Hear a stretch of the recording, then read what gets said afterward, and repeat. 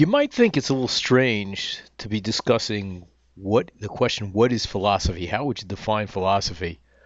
But let me point out something interesting. Number one, let's take a look at, at a textbook. Here's a typical college textbook, History of the United States. It must be a history course. Okay, so now I want you to sit down. This is something where you have to do some exercise. In a second, I want you to stop this and write down how you would define history. A definition of what you would expect to find in this History of the United States course. So you'll go over the discussion board that I put up to the class. If you're just watching this, do it yourself.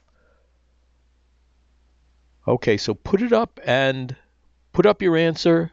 Stop the recording that you're listening to, the YouTube. Sit down and think about it, write your answer, and then come back.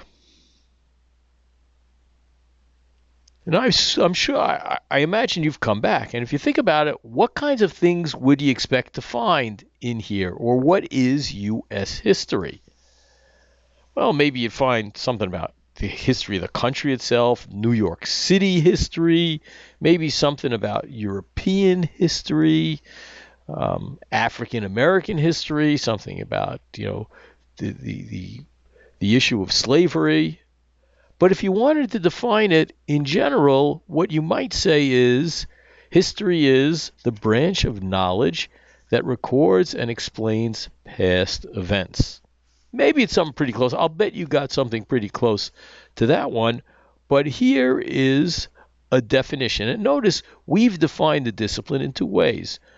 Number one, we've defined it by giving examples. U.S. history, New York City history, European history. This is something that we call ostensive definition. OSTENSIVE, ostensive definition. That is, we're pointing out examples, and oftentimes this is the way people learn a foreign language. They're given words and they're pointed to, they're told what the word is in English, and they're pointed to examples. Or perhaps, this is a little bit of a bold assertion, and maybe I'm dead wrong about, maybe children learn how to speak that way.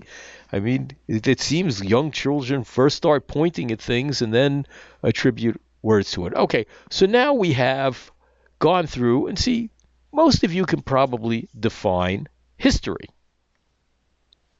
Got another exercise. Let's turn to a different one. Let's say you bought this as your book for your course in science, your college course in science.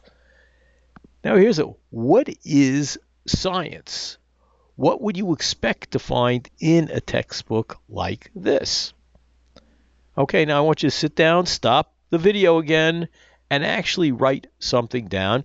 If you're in the class, post something on the discussion section, because you'll come back and take a look at it later. And when you're done with that, start the recording again. Okay, maybe you're having a little difficulty, but the first thing you do, and you're probably going to start with the same technique that you used. First, you're going to give an ostensive definition. What would you expect a science book to contain? Things about biology, information about chemistry, information about physics, information about geology, information about astronomy. There are probably more. So you give that ostensive definition, but you also would try to define it by picking out a central characteristic that's common to all of these disciplines in science. And you might have said something like the study of the natural world based on facts learned through experiments and observations.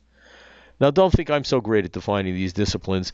I've consulted with a dictionary to help come up with a definition, because mine weren't wonderful either. Okay, let's take one more example. College mathematics. I don't know, at my school at Kingsborough, this is the students' favorite subject. I'm being facetious, of course. Students don't like the math requirement. They've had difficulty with it. But here again, how would you, if you tell somebody, I'm either great at it, or I'm terrible at it, or I'm okay at it, what is the course? What's the content of the course? Stop it again if you're in the class. Put a post up in the discussion board, if you're not, write it down on a sheet of paper. And I ask you to write it down because it's easy to kid yourself that you can define these things. I often find it that when I'm administering exams, I see students come in very confident, know what's going on, and when they're handed the exam questions, all of a sudden they have that famous deer in the headlight syndrome. If you don't know what deer in the headlight syndrome is, it's if you're driving in a rural area that has deer at night in the dark, and in the distance, all of a sudden you see the eyes of a deer, and you have to be very careful there, because when a deer looks at the headlights of a car, they get mesmerized, and oftentimes it ends up in an accident. A person running into a deer, perhaps killing the deer, but perhaps destroying the person's car at the same time. So sit down, write your definition now of mathematics. I'm going to stop the YouTube and then come back. Well, now you've gotten your definition. Let's look at what I would have put down. I mean, I do it by ostension again. I'd be pointing out algebra. It's a kind of mathematics. Geometry, trigonometry, probability and statistics. Maybe I would have had calculus, okay, which would have gotten you disciplines, pointing out by examples of college mathematics. Now, here's the tough one. I tried this several times myself and really had to resort to the definition, but kind of the dictionary, picking out the central characteristic or characteristics of college mathematics, it would tell you the science of numbers and their operations, interrelations, combinations, generalizations, and abstractions. Okay, that's about numbers. And we got to get geometry now in there, space configuration and their structure, measurement, transformations, and generalizations. Okay, that's a pretty good definition. See how it compares to yours. Well, now I have another exercise for you to do. Let's quickly turn to this one. Classical philosophy, not the course that this was being done for, but another course that I have taught, and I probably will end up teaching in the future again. You see, classical philosophy, what is this? How do you define it? Once again, take out your piece of paper, or if you're in a class, go to the discussion board. I really want you to write something down, right? And write how you would define classical philosophy. Before you do that, stop the video. I don't want you to cheat, because the only person you're cheating is yourself.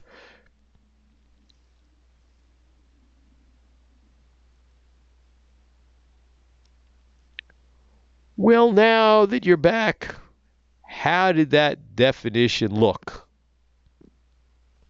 Not so great, huh?